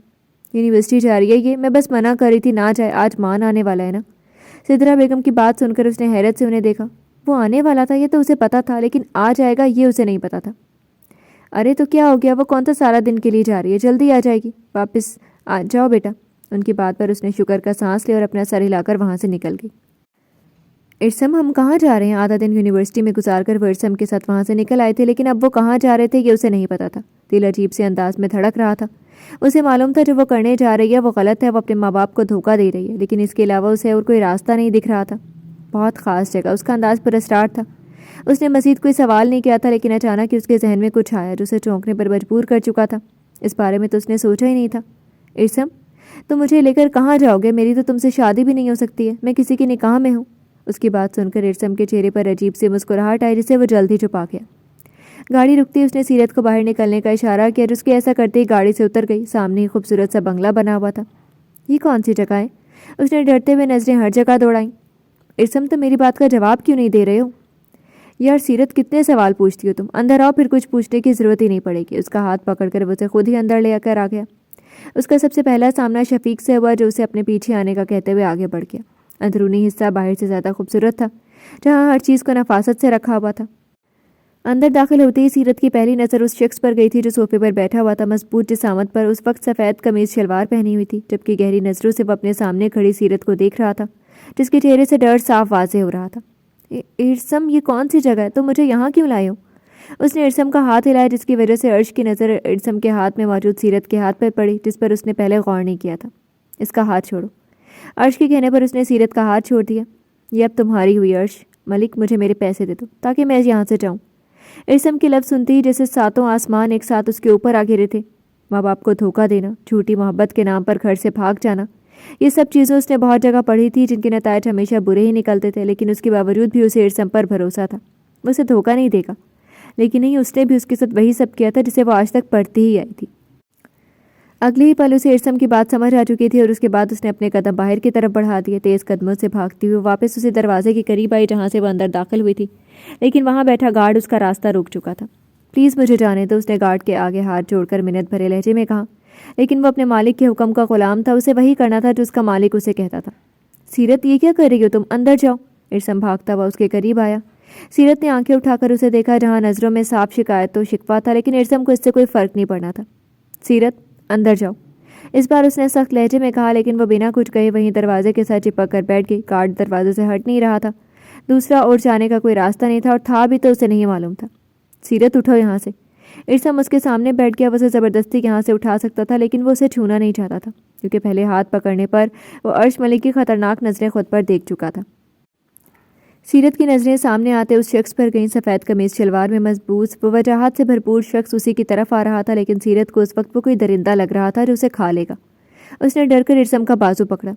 ارسم پلیز مجھے یہاں سے لے جاؤ، تم مجھ سے محبت کرتے تھے نا، پلیز ارسم، جو بولو گے کروں گی، بس پلیز مجھے یہاں سے لے جاؤ۔ اس کا بازو زور سے پکڑے وہ رو رہی تھی جب عرش اس کے قریب آیا اور اس کی نازک کلائی پکڑ کر اسے اپنی جانب کھینچا۔ چھوڑو مجھے ارسم، پلیز مجھے یہاں سے لے جاؤ۔ وہ ابھی بھی اس چیز شخص سے مدد مانگ رہی تھی جو اسے یہاں لے کر آیا تھا۔ شفیق اس کے پیسے دو اور اسے یہاں سے نکالو۔ شفیق اس کے پیسے دو اور اسے یہاں سے نکالو۔ اس کے کہنے پر شفیق نے اپنا سر ہلایا اور اندر چلا گیا۔ اس کی واپسی جلدی ہو گئی تھی۔ اس نے وہ پیسے لا کر ارسم کو دے دیے، جبکہ سیرت تو صدمے سے اس شخص کو دیکھ رہی تھی جو اتنے وقت سے اس کے ساتھ محبت کا صرف جھوٹا ڈرامہ کر رہا تھا۔ پیسے لے کر وہ جا چکا تھا، لیکن سیرت چلا چلا کر بس اسے پکار رہی تھی۔ شاید اسے یہ امید تھی کہ ارسم کو اس پر رحم آ جائے گا اور وہ اسے یہاں سے لے جائے گا، لیکن ایسا نہ ہونا تھا، نہ ہوا تھا۔ ارسم کے وہاں سے جاتے ہی عرش کھینچتے ہوئے اسے واپس اندر لے کر چلا گیا۔ چھوڑو پلیز، مجھے چھوڑو، تم جو بولو گے وہ کروں گی، بس مجھے میرے ماں باپ کے پاس چھوڑ دو، جانے دو مجھے۔ عرش کے کمرے میں داخل ہوتے ہی اس نے گھبرا کر جلدی سے کہا، شاید وہی اس پر رحم کھا لے اور اسے یہاں سے جانے دے۔ ان ماں باپ کا خیال تمہیں تب نہیں آیا جب تم اپنے عاشق کے ساتھ بھاگ کر آئی تھی؟ اب جب اس نے دھوکہ دے دیا ہے تو تمہیں اپنے ماں باپ یاد آ گئے ہیں؟ کمرے کا دروازہ بند کر کے اس نے سیرت کی کمر پر ہاتھ رکھ کر اسے اپنے قریب کیا، جبکہ اسے اپنے اتنے قریب دیکھ کر اس کی سانسیں رک چکی تھی۔ تو دیکھو پلیز پلیز مجھے چھوڑ دو، تم جو بولو گے وہ کروں گی، بس پلیز مجھے چھوڑ دو، اس نے ہچکیوں سمیت روتے ہوئے کہا، جبکہ اس کی بات سن کر چند لمحے سوچ کر وہ اس سے دور ہوا۔ جو میں کہوں گا تم وہی کرو گی؟ اس کے کہنے پر سیرت نے جلدی سے اپنا سر اسبات میں ہلا دیا۔ امید کی ایک کرن جو نظر آ رہی تھی۔ اپنا دوپٹہ اتارو۔ عرش کے کہنے پر اس نے گھبرا کر وہ دوپٹہ اور مضبوطی سے پکڑ کر خود پر اچھے سے اوڑھ لیا۔ اس کی پکڑ بے حد مضبوط تھی، جیسے اسے ڈر ہو عرش خود اس کا دوپٹہ نہ اتار دے۔ میں نے کیا کہا ہے؟ اپنا دوپٹہ اتارو، اس نے ایک ایک لفظ پر زور دے کر کہا۔ آپ پلیز کچھ اور کہہ دیں، میں کر لوں گی، بس مجھے بخش دیں پلیز۔ اچھا نہیں کہہ رہا میں تمہیں کچھ، یہاں آؤ۔ ہاتھ سے اشارہ کر کے اس نے سیرت کو اپنے قریب بلایا۔ اپنا تھوک نگلتے ہوئے اس نے اپنے قدم عرش کی جانب بڑھا دیا اور اس کے قریب پہنچتے ہی عرش نے اس کی کمر کے گرد بازو حمال کر کے اسے اپنے قریب کر لیا، جس پر گھبرا کر سیرت نے اس کے چوڑے سینے پر اپنا ہاتھ رکھا۔ یہ کیا کر رہے ہیں آپ؟ پلیز دور رہیں، میری قمیض کے بٹن کھولو۔ اس کے کہنے پر سیرت نے خوفزدہ نظروں سے اسے دیکھا۔ اب تم نے انکار کیا تو میں تمہاری سوچ سے کہیں زیادہ برا بن کر دکھاؤں گا، جو کہا ہے وہ کرو، اس نے دانت پیستے ہوئے کہا، جبکہ اس کے کہنے پر اس نے اپنی آنکھیں زور سے میچ لیں اور کپکپاتے ہاتھوں سے اس کی قمیض کے بٹن کھولنے لگی۔ ابھی اس نے 2 ہی بٹن کھولے تھے جب ہاتھ نیچے گرے، وہ خود میں ہمت نہیں کر پا رہی تھی۔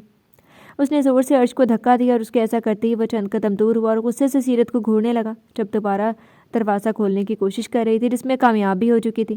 لیکن اس سے پہلے کہ وہ باہر بھاگتی، عرش نے اسے بالوں سے پکڑ کر اندر کی جانب کھینچا اور دروازہ زور سے بند کیا۔ اگر تم میری بات مانتی تو میں تمہیں چھوڑ دیتا، لیکن یہ حرکت کر کے تم نے خود اپنے ساتھ برا کیا ہے۔ اس کی سرخ آنکھیں دیکھ کر سیرت سے لفظ ادا کرنے مشکل ہو رہے تھے۔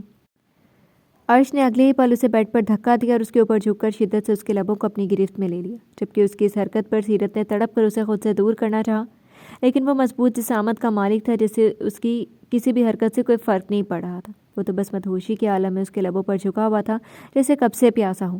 اس کے لبوں کو آزاد کر کے وہ اس کے نازک گردن پر جھک گیا اور وہاں اپنا لمس چھوڑنے لگا۔ پلیز چھوڑ دو مجھے۔ اس کے کسی آنسو، اس کی کسی منت کا عرش ملک پر کوئی اثر نہیں ہو رہا تھا، وہ تو بس اپنی منمانی کر رہا تھا۔ اس کی گردن سے چہرہ نکال کر اس نے آنسو بہاتی اس لڑکی کو دیکھا جو مسلسل رو رہی تھی۔ اس کی حالت اس وقت قابل رحم لگ رہی تھی، لیکن عرش ملک کا اس پر رحم کھانے کا کوئی ارادہ نہیں تھا۔ عرش نے اس کی بیک زپ کھول کر اس کی شرٹ کندھے سے سرکا کر وہاں اپنے لب رکھے اور اس کی مزاحمت کرتے دونوں ہاتھوں کو خود میں قید کر لیا۔ سیرت کی لاکھ مزاحمت کے باوجود بھی اس نے وہی کیا جو اسے کرنا تھا، صرف اپنی منمانی چلانی تھی، جبکہ روتی صورت سیرت اسے قصوروار نہیں ٹھہرا رہی تھی، قصوروار وہ خود کو ٹھہرا رہی تھی۔ جو لڑکیاں اپنے ماں باپ کی عزت کا خیال نہیں کرتی، چند دنوں کی محبت کے لیے اتنے ان کی سالوں کی محبت بھلا دیتی ہیں، ان کے ساتھ شاید یہی ہوتا ہے جو اس کے ساتھ ہو رہا تھا۔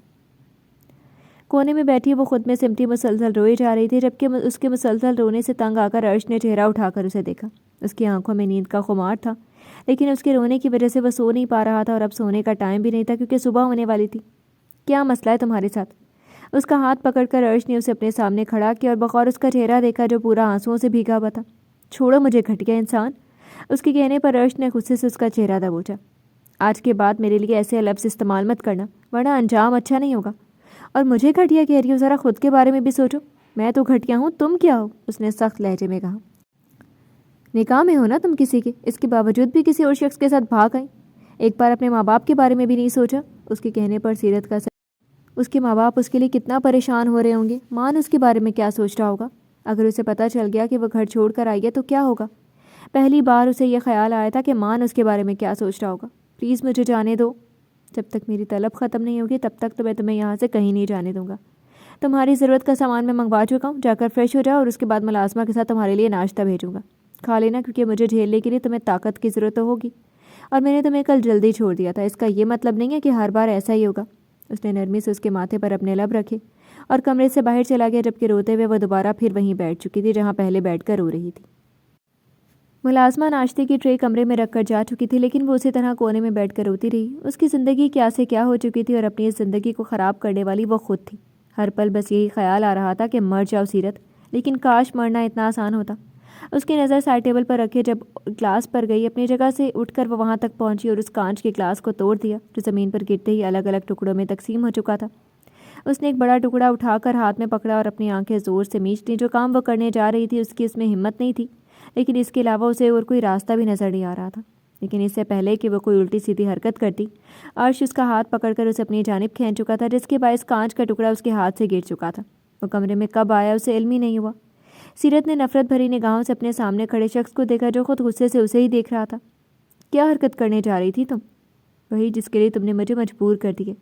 اتنی جلدی تھک گئی، لیکن اگر تمہیں مرنے کا اتنا ہی شوق تھا تو مجھ سے کہتی، میں تمہیں بہت پیار سے مارتا۔ اس کے ارادے خطرناک لگ رہے تھے، جسے محسوس کر کے سیرت نے اپنا ہاتھ اس کی گرفت سے چھڑانا چاہا، لیکن سامنے والے کی گرفت مضبوط تھی۔ زمین پر جھک کر اس نے ٹوٹے گلاس کے ٹکڑوں میں سے ایک ٹکڑا اٹھایا، جبکہ اس کے ایسا کرتے ہی سیرت کی روح تک کانپ چکی تھی۔ چھوڑو مجھے۔ نہیں تمہیں مارنا ہے نا؟ نہ مارنا ہے نہ تو مرو۔ نہیں پلیز مجھے نہیں مرنا، چھوڑ دو مجھے۔ اس نے سہم کر عرش کی طرف دیکھا جو اگلے ہی پل اس کا ہاتھ چھوڑ چکا تھا۔ جاؤ جا کر فریش ہو۔ اس نے واش روم کی طرف اشارہ کیا جو اس کے کہتے ہی بنا ادھر ادھر دیکھے سیدھی واش روم میں بھاگ گئی۔ اس نے واش روم میں موجود الماری کھولی جہاں بے شمار لیڈیز ڈریسز موجود تھے، اور سب سے زیادہ حیرت اسے اس بات پر ہوئی کہ وہ سب اس کے سائز کے تھے۔ فریش ہو کر وہ کمرے میں واپس آئی جب صاف ستھرا پڑا تھا، اور سب سے اچھی بات جو اسے لگی تھی وہ یہ تھی کہ عرش کمرے میں نہیں تھا۔ اس نے کمرے کی ہر چیز پر غور کیا، پہلے کی نسبت اب وہاں ایک دو چیزوں کی کمی لگ رہی تھی۔ مطلب عرش ملک نے کمرے سے وہ سارا سامان نکلوا دیا تھا جس سے وہ خود کو نقصان پہنچا پاتی۔ تھوڑی دیر بعد ملازمہ پھر سے کھانے کی ٹرے لے کر آ چکی تھی، ساتھ ہی یہ بھی بتا گئی تھی کہ عرش گھر سے باہر گیا ہوا ہے، جس پر اس نے سکون کا سانس لیا اور کھانا کھانے لگی۔ دل تو نہیں چاہ رہا تھا لیکن کھانا بھی ضروری تھا، خود میں طاقت جو پیدا کرنی تھی یہاں سے بھاگنے کے لیے۔ میم آپ یہاں کیا کر رہی ہیں؟ آپ کو کچھ چاہیے تھا؟ اس کے کمرے سے باہر نکلتی وہاں صفائی کرتی ملازمہ اس کے پاس آئی۔ نہیں میں بس ایسے ہی آ گئی تھی، جواب دے کر وہ وہیں بیٹھ گئی۔ اس کا ارادہ بس یہ دیکھنے کا تھا کہ یہاں سے کوئی نکلنے کی جگہ مل جاتی۔ کمرہ اور واش روم وہ ہر طرف سے دیکھ چکی تھی لیکن وہاں ایسی کوئی جگہ نہیں تھی جہاں سے وہ بھاگ پاتی۔ اس وقت ہر طرف نظریں دوڑاتی ہوئی وہ پوری جگہ کا جائزہ لے رہی تھی، لیکن باہر جانے کا صرف ایک ہی راستہ نظر آ رہا تھا جہاں سے وہ گھر میں داخل ہوئی تھی، لیکن وہاں سے ملنے جا سکتی تھی کیونکہ وہاں پر گارڈز کھڑے تھے۔ اس نے اپنے سر پر کھڑی ملازمہ کو دیکھا جو کب سے اس کے سر پر کھڑی ہوئی تھی۔ یقیناً یہ اس کے مالک کا حکم تھا کہ کمرے سے باہر وہ اسے اکیلا نہ چھوڑیں۔ تھوڑی دیر وہ انتظار کرتی رہی، شاید ملازمہ اپنے کام میں مصروف ہو جائے اور وہ کہیں اور جا کر نکلنے کی جگہ دیکھ سکے، کیونکہ ملازمہ کی موجودگی میں تو وہ ایسا نہیں کر سکتی تھی۔ لیکن اسے مسلسل ایک ہی جگہ کھڑے دیکھ کر وہ اکتا کر اسی کمرے میں واپس چلے گی جہاں اسے رکھا ہوا تھا۔ اس نے سارا دن یہی سوچتے ہوئے گزارا تھا کہ یہاں سے باہر کیسے نکلا جائے، لیکن کچھ سمجھ نہیں آیا۔ وہ اسی طرح سوچوں میں گم رہتی کہ اگر اسے باہر سے گاڑی کی آواز نہیں آتی۔ ذہن میں پہلا خیال یہی آیا کہ وہی آیا ہوگا، اور یہ خیال آتی ہی وہ جلدی سے واش روم میں بند ہو گئی۔ اپنے ارادے وہ اسے بتا چکا تھا، اور سیرت دوبارہ وہ گزرا واقعہ ہرگز دہرانا نہیں چاہتی تھی۔ اپنے کمرے میں داخل ہوتی اس کی نگاہوں نے سیرت کو ڈھونڈا، وہ جو وہاں نہیں تھی، اور واش روم کا دروازہ بند پڑا تھا۔ ملازمہ نے یہی بتایا تھا کہ وہ اندر کمرے میں ہے، تو ظاہر تھا کہ اس وقت واش روم میں ہی ہوگی۔ تھوڑی دیر بعد بیٹھ کر اس نے سیرت کا انتظار کیا، لیکن نہ تو وہ خود باہر آئی اور نہ ہی اندر سے کوئی آواز آ رہی تھی جسے محسوس کر کے وہ اپنی جگہ سے اٹھا۔ سیرت باہر نکلو۔ عرش نے دروازہ کھٹکھٹایا لیکن اندر سے کوئی جواب نہ پا کر اس نے اپنی دراز میں رکھی چابیاں نکالی جس میں سے ایک واش روم کی تھی۔ دروازہ کھول کر وہ اندر داخل ہوا جو اسے دیکھتے ہی ڈر کر دیوار سے لگ چکی تھی۔ وہ اس کے یہاں پر آنے کی توقع نہیں کر رہی تھی۔ تمہیں کیا لگتا ہے یہاں پر رہ کر تم مجھ سے چھپ جاؤ گی؟ اس نے دروازہ زور سے بند کیا جسے دیکھ کر ڈر کے مارے اس کی آنکھیں پوری کھل چکی تھیں۔ نہیں میں چھپ نہیں رہی تھی، بس واش روم یوز کر رہی تھی، اس نے جلدی سے بہانہ بنایا۔ اچھا اب میں یہاں آ گیا ہوں، دونوں مل کر یوز کرتے ہیں۔ اس کے ہاتھ اب اپنی شرٹ کے بٹن کھول رہے تھے جسے دیکھ کر سیرت کے رونگٹے کھڑے ہو چکے تھے، لیکن اس سے پہلے وہ باہر بھاگتی عرش اسے اپنے قریب کھینچ کر شاور آن کر چکا تھا۔ چھوڑو مجھے، تم کیوں کر رہے ہو میرے ساتھ ایسا؟ تم نے خود اپنے ساتھ ایسا کیا۔ پانی گرنے کے باعث وہ دونوں بھیگ چکے تھے اور اس کی نظریں سیرت کے بھیگے ہونٹوں کا طواف کر رہی تھی جنہیں دیکھ کر وہ اگلے ہی لمحے ان پر جھک چکا تھا، جبکہ اسے پھر سے اپنے قریب دیکھ کر سیرت کو اپنی جان نکلتی محسوس ہو رہی تھی۔ اس کے لبوں کو آزاد کر کے اس نے سیرت کا بھیگا دوپٹہ اسے دور کیا اور اس کے مزاحمت کرتے وجود کو اپنی باہوں میں اٹھا کر دوبارہ کمرے میں لے آیا۔ لاکھ مزاحمت کے باوجود بھی سیرت پھر اس ظالم کی گرفت میں قید ہو کر رہ چکی تھی۔ اگلے دن صبح ہوتے ہی عرش گھر سے باہر جا چکا تھا، جبکہ وہ بس رات سے روتے ہوئے ارسم کو بددعائیں دے رہی تھی۔ اس کی وجہ سے ہی تو وہ یہاں اس قید میں تھی۔ اسے نہیں پتا تھا کہ محبت کرنے کی اتنی بڑی سزا ہوتی ہے۔ یہ خیال ذہن میں آتی اس نے اپنا سر نفی میں ہلایا۔ محبت کرنے کی سزا نہیں، ماں باپ کا دل دکھانے کی سزا۔ لیکن وہ جانتی تھی جب وہ دوبارہ ان کے پاس جائے گی تب وہ اسے معاف کر دیں گے۔ ماں باپ اپنی اولاد کو معاف کر دیتے ہیں، یہ خیال ہی اس کے دل میں سکون ڈال چکا تھا۔ اس نے اپنے آنسو صاف کیے، اسے ہار نہیں ماننی تھی، اسے یہاں سے نکلنا تھا، کسی بھی قیمت پر اسے اس ظالم شخص کی قید سے آزاد ہونا تھا۔ جس وقت وہ کمرے سے باہر نکلی تھی اس وقت شام کا وقت ہو رہا تھا اور وہ اب اس کمرے سے باہر نکلی تھی۔ سنو تمہارے سر کب تک آتے ہیں؟ اس نے وہاں کام کرتی ملازمہ سے پوچھا۔ بس آنے ہی والے ہیں میم۔ تم کب تک اپنے گھر جاتی ہو؟ میں بھی بس جا ہی رہی تھی، سر کا انتظار کر رہی تھی، انہوں نے کہا تھا ان کے آنے کے بعد جاؤں۔ اس نے مسکراتے ہوئے جواب دیا، جس پر سیرت نے اپنا سر ہلا دیا۔ اسے پتا تھا کہ عرش نے ایسا صرف اس لیے کہا ہوگا تاکہ وہ اکیلی نہ رہے، کیونکہ ایسی صورتحال میں یا تو وہ خود کو کچھ کر لیتی یا پھر گھر سے بھاگنے کے راستے ڈھونڈتی، اور وہ یہ دونوں کام ہی نہیں ہونے دینا چاہتا تھا۔ میں گھر دیکھنے کا سوچ رہی تھی، تم دکھا دو گی؟ جب سے وہ یہاں آئی تھی کمرے سے 2-3 مرتبہ نکل چکی تھی، اور جب بھی باہر نکلی تھی تب کوئی ایسا پل نہیں گزرا تھا جب وہاں موجود ملازمہ نے اس پر نظر نہ رکھی ہو۔ اکیلے تو وہ ویسے بھی یہ گھر نہیں دیکھ پاتی کیونکہ اسے اکیلے نہ چھوڑنا ان کے سر کا حکم تھا، تو بہتر تھا وہ کسی ملازمہ کو اپنے ساتھ لے کر گھر دیکھ لیتی اور یہاں سے نکلنے کی جگہ بھی ڈھونڈ لیتی جو اسے مشکل ہی لگ رہی تھی۔ جی ضرور، اس نے خوش دلی سے اپنی خدمت پیش کی اور پھر اسے گھر کی ایک ایک چیز دکھانے لگی۔ یہاں کیا ہے؟ اس نے اسٹور روم کے بند برابر بنے اس بند دروازے کو دیکھتے ہوئے پوچھا۔ یہ باہر جانے کا دوسرا دروازہ ہے۔ اس کی چابی کہاں ہوتی ہے؟ اس نے اپنے لہجے کو نارمل رکھتے ہوئے پوچھا۔ سر کے پاس ہوتی ہے، وہ ساری چابیاں اپنے کمرے میں رکھتے ہیں، لیکن کہاں رکھتے ہیں یہ نہیں معلوم، ملازمہ نے اسے سادگی سے بتایا۔ جب ان دونوں کا گاڑی کا ہارن سنائی دیا، سر آ گئے ہیں گھر تو آپ نے دیکھ لیا، میں چلتی ہوں۔ اس نے اجازت طلب نظروں سے سیرت کی طرف دیکھا، جس نے اپنا سر ہلا کر اسے جانے کی اجازت دے دی۔ اپنے دماغ میں وہ پورا پلان ترتیب دے چکی تھی، اسے بس کسی بھی قیمت پر یہاں سے نکلنا تھا۔ سامنے والے دروازے پر گارڈز کھڑے تھے، لیکن ممکن تھا یہاں کوئی نہ ہوتا، اور یہی بات اس کی یہاں سے نکلنے کی امید بڑھا رہی تھی۔ کمرے کا دروازہ کھولتے ہی اندھیرے نے اس کا استقبال کیا۔ اس نے دروازہ بند کر کے سوئچ بورڈ کی طرف ہاتھ بڑھایا، لیکن اس سے پہلے ہی وہاں اندھیرے میں کھڑی سیرت اس کے سر کے پچھلے حصے پر وار کر چکی تھی۔ اس زوردار وار کی وجہ سے اس کے منہ سے چینخ نکلی، لیکن افسوس ہر طرف سے کمرہ بند ہونے کے باعث کوئی اس کی چینخ نہیں سن سکا۔ اس نے سر کے پچھلی طرف ہاتھ رکھا، جہاں سے اسے گیلا پن محسوس ہوا۔ اس نے ہاتھ مار کر لائٹ آن کر دی۔ پہلی نظر اپنے ہاتھ میں لگے خون پر پڑی، جبکہ دوسرے کونے میں کھڑی سیرت پر، جس کے ہاتھ میں ڈنڈا تھا۔ اسے وہ کہاں سے ملا یہ بات اسے نہیں معلوم تھی۔ اسے بس اتنا معلوم تھا کہ اس کے سر کا پچھلا حصہ تکلیف دے رہا تھا، لیکن اس سے پہلے کہ وہ کچھ کہہ یا کر پاتا، وہ چوڑا مرد دھڑام سے زمین پر گر چکا تھا۔ سیرت نے اس کے سر پر وہ ڈنڈا کچھ زیادہ ہی زور سے مارا تھا۔ اس کی گرتے ہی سیرت نے وہاں موجود الماری کھولی اور اس میں سے چابیاں تلاش کرنے لگی۔ یہ کام وہ کل بھی کر سکتی تھی جب وہ باہر جاتا، لیکن اسے یہ ڈر تھا وہ پھر اس کے ساتھ کچھ غلط نہ کر دے۔ اس میں وہ اذیت بھرے لمحے سہنے کی مزید ہمت نہیں تھی، اسے بس جلدی سے یہاں سے نکلنا تھا۔ اس کی نظر الماری میں بنی اس چھوٹی سی دراز پر گئی جس میں چابی لگی ہوئی تھی۔ سیرت نے اگلے ہی لمحے اس دراز کو کھولا۔ اسے اس وقت کسی چیز کی پرواہ نہیں تھی، ذہن میں یہ خیال بھی نہیں آیا کہ کمرے میں موجود اس دوسرے وجود کو دیکھ لیتی۔ دراز کھولتے ہی اس نے حیرت سے اس میں رکھی ہوئی چیزوں کو دیکھا۔ وہاں نکاح نامہ تھا، اس کا اور مان کا نکاح نامہ۔ وہاں اس کی اور مان کی بچپن کی تصویر موجود تھی۔ اس نے صدمے سے اپنا چہرہ موڑ کر اس شخص کو دیکھا جو اب شاید بے ہوش ہو چکا تھا۔ ہاتھ میں پکڑی تصویروں اور وہ نکاح نامہ اس کے ہاتھ سے چھوٹ کر گرا۔ اس نے جلدی سے آگے بڑھ کر اس کے سر پر اپنا دوپٹہ رکھا اور چلانے لگی، لیکن بند کمرے کے باعث کوئی اس کی آواز نہیں سن سکا۔ ویسے بھی ملازم تو سارے جا چکے تھے، بس گارڈز تھے جو اس وقت باہر گیٹ پر موجود تھے۔ وہ بھاگتی ہوئی کمرے سے باہر نکلی۔ اس وقت دماغ میں بہت کچھ چل رہا تھا، لیکن یہ وقت سوچنے کا نہیں تھا۔ ہوش میں آتے ہی اس نے حیرت سے اس جگہ کا جائزہ لیا۔ اس وقت وہ ہاسپٹل کے بیڈ روم میں موجود تھا۔ گزرا ہر پل اسے یاد آیا تھا، ساتھ ہی نظر وہاں موجود سیرت پر گئی جو اپنا سر گھٹنوں میں دیے صوفے پر سو رہی تھی۔ سیرت، اس نے تیز آواز میں اسے پکارا۔ جب اتنی تیز آواز میں کہنے پر اس کے سر میں درد اٹھا۔ اس کی آواز سنتے ہی وہ ہڑبڑا کر اٹھ بیٹھی۔ مجھے تو لگا تم یہ موقع ضائع نہیں ہونے دو گی اور گھر سے بھاگ چکی ہوگی۔ اسے جاگتے دیکھ کر سیرت کی بھی نیند اڑ چکی تھی۔ ضرور بھاگتی اگر تمہاری دراز میں مجھے نکاح نامہ اور تصاویر نہیں ملتی۔ کیا کہوں تمہیں، مان، عرش یا پھر ارشمان ملک؟ اس کے کہنے پر عرش کے چہرے پر طنزیہ مسکراہٹ آئی۔ تم شاید دنیا کی پہلی لڑکی ہو جسے اپنے شوہر کا نام بھی نہیں پتا تھا۔ ہاں تو سب تمہیں مان بلاتے تھے، مجھے یہی لگا کہ تمہارا نام مان ہوگا۔ اس کی حالت سے وہ لطف اندوز ہو رہا تھا۔ کیا چاہتی ہو تم؟ یہی کہ تم مجھے سچائی بتاؤ، ساری بات بتاؤ۔ تم نے کہا تھا تم اس دن گھر آنے والے ہو، اگر تم گھر گئے تو یہاں کیسے موجود تھے؟ مجھے یہاں کیوں بلایا تھا اور مجھے بتایا کیوں نہیں کہ تم ہی مان ہو جس کے ساتھ میرا نکاح ہو چکا ہے؟ اور تم نے میرے ساتھ وہ سب کیوں کیا؟ میں نے کیا کر دیا؟ اس نے انجان بنتے ہوئے پوچھا۔ اہم بات یہ نہیں ہے، اہم بات یہ ہے کہ جو کچھ بھی تم نے کیا وہ کیوں کیا، بتاؤ مجھے۔ اس کی بات سن کر عرش نے گہرا سانس لیا اور کہنا شروع ہوا۔ اس نے اپنی پڑھائی کے ساتھ ساتھ فیروز کے دوست کی کمپنی میں جاب بھی شروع کر دی تھی۔ اسے پہلے سے اس کام کو سیکھنا تھا جسے وہ بہت جلد ہی سیکھ رہا تھا۔ اس کی پڑھائی ختم ہونے والی تھی اور پڑھائی ختم ہونے تک اس نے وہیں پر جاب کی تھی۔ پڑھائی ختم ہونے کے بعد اس نے اپنے پاس جمع کیے ہوئے پیسوں سے چھوٹا سا بزنس شروع کیا تھا جسے وہ بہت طریقے اور کامیابی سے چلا رہا تھا۔ اسے تو نہیں، البتہ دادا کو یقین تھا کہ جس طرح وہ اپنا کام کر رہا ہے وہ بہت جلد اس بزنس کو اونچائی پر لے جائے گا، جبکہ ان کی یہ بات سن کر وہ فقط مسکرا جاتا۔ یہ عہد اس نے خود سے کیا تھا کہ اب جب تک وہ ایک کامیاب انسان نہیں بن جاتا پاکستان نہیں جائے گا، اور جب جائے گا تو اپنی سیرت کو اپنے ساتھ لے کر آئے گا۔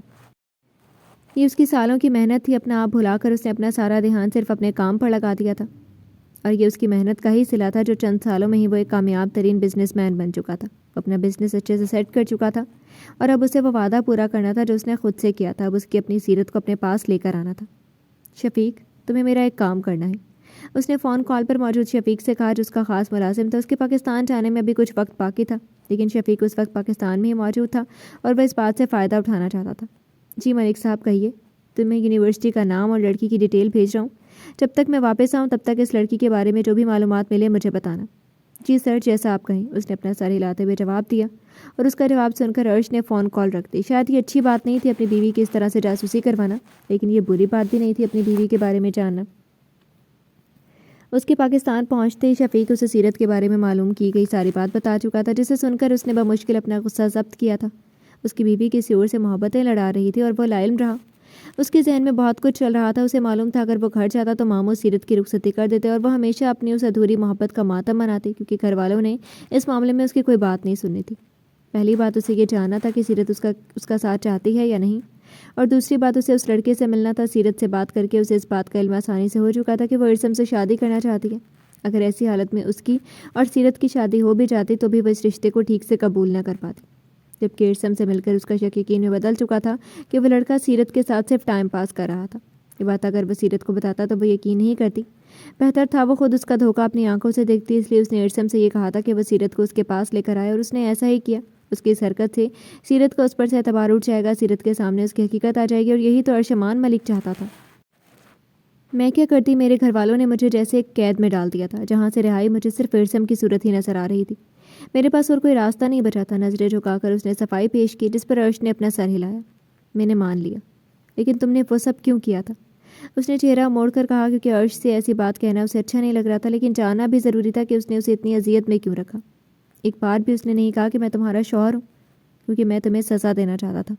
جو غلطی تم نے کی تھی اس کی سزا، اور میرا نہیں خیال تمہارے لیے اس سے زیادہ بہتر اور کوئی سزا ہوتی، اس نے مسکراتے ہوئے جواب دیا، جبکہ اس کی بات سن کر وہ اچھی خاصی تپ چکی تھی۔ میرے خیال میں اب ہمیں چلنا چاہیے، تمہارے گھر چلیں گے، اس نے بیڈ سے اٹھتے ہوئے کہا، لیکن سیرت کے چہرے پر ابھی بھی کشمکش تھی۔ کچھ پوچھنا ہے؟ میں تو گھر چھوڑ آئی تھی، اب میں امی ابو سے کیسے ملوں گی جیسے ملتی تھی؟ میں نہیں مل سکتی ان سے، انہیں تمہارے بارے میں کچھ علم نہیں ہے۔ کیسے؟ اس نے ناسمجھی سے عرش کی طرف دیکھا۔ میں ان کے پاس گیا ہی نہیں تھا۔ جس وقت تم گھر سے نکلی تھی میں نے اسی وقت دادا سے فون کروا کر یہ کہلوا دیا تھا کہ میرا ایکسیڈنٹ ہو چکا تھا۔ ماما ممانے کے مطابق میں کسی اور شہر میں موجود تھا اور اب بھی وہیں ہوں۔ میں نے ان سے اجازت لی تھی تمہیں اپنے پاس رکھنے کی، اور انہوں نے اجازت دے دی تھی۔ تم گھر سے کس لیے نکلی تھی اس بات کا کسی کو علم نہیں ہے، تو بہتر ہے اس بات کو بھول جاؤ۔ اس کی بات سن کر سیرت نے اپنی نم آنکھیں جھکا لیں۔ ایک ارسم تھا جس سے اسے محبت تھی، لیکن وہ اسے پیسوں کی خاطر بیچ گیا، اور ایک ارشمان تھا جو غصہ ہونے کے باوجود بھی اس کی غلطی چھپا گیا۔ ماں باپ کو اس پر جو مان تھا وہ ٹوٹنے نہیں دیا۔ جب عرش اس کے قریب آیا تھا تو اس نے خدا سے شکوے کیے تھے، شکایات کی تھی، لیکن کیا ہی اچھا ہو اگر انسان میں صبر آ جائے، وہ اس بات کو سمجھ جائے کہ خدا جو کرتا ہے ہماری بہتری کے لیے کرتا ہے۔ ان دونوں کو دیکھتے ہی سدرا بیگم اور جواد صاحب دونوں ہی خوشی سے نہال ہو چکے تھے۔ عرش سے گلے ملنے کے بعد سدرا بیگم کو اب اس کے سر پر بندھی پٹی کی فکر اور دکھ ہو رہا تھا۔ بچے تم کیوں آ گئے اتنے جلدی؟ چوٹ بھی اتنی گہری لگ رہی ہے، تمہیں سفر نہیں کرنا چاہیے تھا، جواد صاحب نے اس کی پٹی کو دیکھتے ہوئے کہا۔ ہاں اتنی گہری چوٹ لگتی ہے، مجھے خدا غارت کرے جس نے یہ سب کیا۔ اس سے پہلے کہ وہ اپنا جملہ پورا کرتی عرش انہیں ٹوک چکا تھا۔ ممانی اب بد دعائیں مت دیجیے گا، جو ہونا تھا وہ تو ہو گیا، میں بس آرام کرنا چاہتا ہوں۔ ہاں میں نے تمہارے لیے کمرہ صاف کروا دیا تھا، آؤ بیٹا میں تمہارا کمرہ دکھا دیتا ہوں، تم سے باتیں بھی کرنی ہیں، جواد صاحب نے اپنی جگہ سے اٹھتے ہوئے کہا، اور اسے اس کے کمرے کی طرف لے کر چلے گئے۔ ماشاء اللہ کتنا پیارا ہو گیا ہے نا مان، پتہ نہیں کتنے سالوں بعد دیکھ رہی ہوں، سدرا بیگم نے اس کی پشت کو دیکھتے ہوئے کہا، اور وہاں بیٹھی سیرت کی طرف متوجہ ہوئی۔ تم نے تو کچھ نہیں کہا نا اس سے؟ نہیں امی، کچھ کہنے کی ضرورت ہی نہیں پڑی، اس کا لہجہ ایک پل کے لیے انہیں ٹھٹکنے پر مجبور کر چکا تھا۔ کیا مطلب؟ تمہیں کیا ہوئے؟ کچھ نہیں، میں بس گر گئی تھی۔ ہائے اللہ، کہیں لگی تو نہیں؟ ان کا مشکوک انداز ایک دم فکر مندی میں بدل چکا تھا، جسے دیکھ کر وہ ہلکا سا مسکرائی۔ لگی تو تھی لیکن اب ٹھیک ہو گئی ہوں، بعض دفعہ آپ گرتے ہی اس لیے ہو تاکہ سنبھل کر چل سکوں، اور میں ایک بار گر کر ٹھیک سے چلنا سیکھ چکی ہوں، اب نہیں گروں گی، اور اب تو مان بھی میرے ساتھ ہے۔ اس نے دھیمے لہجے میں اپنی بات مکمل کی اور اٹھ کر وہاں سے چلی گئی، جبکہ سدرا بیگم کتنی دیر تک اس کی باتیں سمجھنے کی کوشش کرتی رہی۔ وہ ایسی باتیں بھلا کب سے کرنے لگ گئی تھی؟ نکاح تو اس کا ہو ہی چکا تھا، اور اس بات سے پورا خاندان واقف تھا۔ ان کے یہاں آنے کے چند دن بعد دادا دادی بھی یہاں آ چکے تھے۔ عرش کے مکمل ٹھیک ہوتے ہی شادی کی تیاریاں شروع ہو چکی تھیں۔ تیاریاں تو پہلے سے ہی مکمل تھی، بس جو اوپر کے کام بچے تھے وہ کرنے باقی تھے۔ ٹھیک ہوتے ہی اس کا ارادہ یہاں سے جانے کا تھا۔ بھلے ہی اس کے ماموں کا گھر تھا، لیکن سسرال بھی تو تھا، تو بھلا وہ یہاں کیسے رہ سکتا تھا؟ لیکن ممانی نے اس کی ایک نہیں سنی تھی۔ وہ اسے اس گھر سے جانے نہیں دینا چاہتی تھی، کیونکہ بقول ان کے یہ اس کا اپنا گھر تھا۔ ان کے بے حد اصرار پر اس نے اپنے جانے کا ارادہ ترک کر دیا تھا۔ شادی کا گھر تھا اور مہمانوں کی آمد شروع ہو چکی تھی۔ گھر میں خوب رونق لگ رہی تھی، اور دادا دادی بھی ایسے رونقیں چھوڑنے کو تیار نہیں تھے۔ ان کا کہنا تھا، ارشمان میاں اگر تم جانا چاہتے ہو تو چلے جاؤ، ہم تو یہیں رہیں گے، جبکہ ان کے بچوں جیسے انداز پر وہ مسکرا اٹھا۔ پلک جھپکتے ہی شادی کی رسمیں گزر چکی تھی، پہلے منگنی، پھر مائیوں، مہندی اور بارات۔ گھر آ کر بھی ان دونوں کی ڈھیر ساری رسمیں ہوئی تھیں، جسے کرنے کے بعد اسے عرش کے کمرے میں بٹھا دیا۔ دلکش مسکراہٹ اس کے خوبصورت چہرے پر بکھری ہوئی تھی۔ آج اس کا دل الگ ہی لے میں دھڑک رہا تھا۔ کمرے کا دروازہ کھلا اور وہ شخص اندر داخل ہوا۔ نظریں سب سے پہلے بیڈ پر بیٹھی اپنی دلہن کی طرف اٹھی جو اس کے لائے گئے سرخ شرارے میں پورا سنگھار کیے کوئی اپسرا ہی لگ رہی تھی۔ گلا کھنکھاڑتے ہوئے وہ جا کر اس کے قریب بیٹھ گیا اور غور سے اس کے خوبصورت چہرے کو دیکھنے لگا، جبکہ اس کے اس طرح دیکھنے سے وہ نروس ہوتی ہوئی اپنی انگلیاں مروڑنے لگی۔ عرش نے اس کا چہرہ تھوڑی سے پکڑ کر اونچا کیا۔ اس کے ایسا کرنے پر سیرت نے نظریں اٹھا کر اب سامنے بیٹھے شخص کو دیکھا جو اس وقت بلیک کلر کی شیروانی میں بے حد خوبرو لگ رہا تھا۔ کیسا لگ رہا ہے؟ بہت اچھا۔ اس نے دوبارہ اپنی نظریں جھکا لی۔ برا نہیں لگ رہا؟ تم نے یہ سب کسی اور کے ساتھ سوچا ہوگا۔ وہ شاید ارسم کے بارے میں اس کی رائے جاننا چاہ رہا تھا۔ جھوٹ نہیں کہوں گی مان، ہاں میں نے ارسم کے ساتھی کے منظر تصور کیے تھے، لیکن اب میں ایسا کچھ نہیں سوچتی۔ مجھے اس شخص سے نفرت ہو گئی ہے، بے انتہا نفرت۔ مجھے آپ سے محبت نہیں ہے، لیکن میں ساری عمر آپ کی وفادار رہوں گی، اس بات کا میں یقین دلاتی ہوں۔ مجھے تمہارے یقین پر یقین ہے۔ اس نے سیرت اور اپنی پیشانی ملی۔ سیرت، کوئی بھی بات ہو بلا جھجک مجھ سے کہنا، ایک دوست سمجھ کر، کبھی مجھ سے جھوٹ مت بولنا۔ نہیں بولوں گی۔ ہمارے درمیان اب کوئی نہیں ہے، بس میں ہوں، تم ہو، ہمارا مستقبل اور ہونے والے بچوں کی پلاننگ۔ اس کے کہنے پر سیرت نے شرماتے ہوئے اپنا چہرہ اسے دور کرنا چاہا، لیکن اس سے پہلے وہ اس کے لبوں پر جھک کر اسے بیڈ پر لٹا چکا تھا۔ مان، میری منہ دکھائی۔ لبوں کو آزادی ملتی اس نے جلدی سے کہا۔ یہ بس ایک بہانہ تھا اس کی شدتوں سے بچنے کے لیے۔ تمہیں میل مل گیا، یہ کافی نہیں ہے؟ نہیں، میری منہ دکھائی دیں۔ اس کے کہنے پر وہ گہرا سانس لے کر اٹھا اور اپنے وارڈروب سے کچھ نکال کر واپس بیڈ پر آ کر بیٹھ گیا۔ سیرت نے اس کے ہاتھ میں موجود اس مخمل کے باکس کو دیکھا جسے عرش اس کی طرف بڑھا رہا تھا۔ اس نے ہاتھ بڑھا کر اس باکس کو تھاما اور کھول کر دیکھا۔ اس میں خوبصورت سا ڈائمنڈ نیکلس تھا۔ بہت خوبصورت ہے، میں پہن کر دیکھوں؟ خوشی خوشی وہ جلدی سے بیڈ سے اترنے لگی، لیکن اس کے اترنے سے پہلے عرش نے اس کا ہاتھ کھینچ کر اسے اپنے قریب کر لیا۔ بات تو صرف دینے کی ہوئی تھی۔ اس کے ہاتھ سے باکس لے کر عرش نے سائڈ ٹیبل پر رکھا اور اس کی طرف متوجہ ہوا۔ اب پہن کر تم صبح ہی دیکھنا، اور اب مزید کچھ مت کہنا۔ اسے کچھ کہنے کے لیے لب کھولتے دیکھ کر وہ پہلے ہی وارن کر چکا تھا، جس پر منہ بنا کر وہ چہرہ موڑ گئی اور اس کے بنے ہوئے منہ کا بنا کوئی نوٹس لیے وہ اس کی جیولری اتارنے لگا۔ اس کی تمام جیولری اتار کر وہ پھر سے اس کے لبوں پر جھک گیا۔ سیرت نے بنا کوئی مزاحمت کے اپنا آپ اس کے سپرد کر دیا۔ کیوں نہیں کرتی؟ وہ اس کا اپنا تھا، اس کا محرم، اس کا شوہر، اس کا سب کچھ۔ ارشمان ملک سیرت کے لیے ایسا شخص بن چکا تھا جس کے بنا وہ خود کو نامکمل محسوس کرتی، اور مکمل محسوس کرتی تو اسی شخص کی وجہ سے۔ جی تو فرینڈز، کیسا لگا آپ کو یہ ناول؟ میں امید کرتی ہوں کہ آپ کو پسند آیا ہوگا۔ کمنٹ سیکشن میں ضرور بتائیے گا۔ پھر حاضر ہوں گے کسی نیو ناول کے ساتھ۔ اب تک کے لیے اجازت دیجیے۔ شکریہ۔ اللہ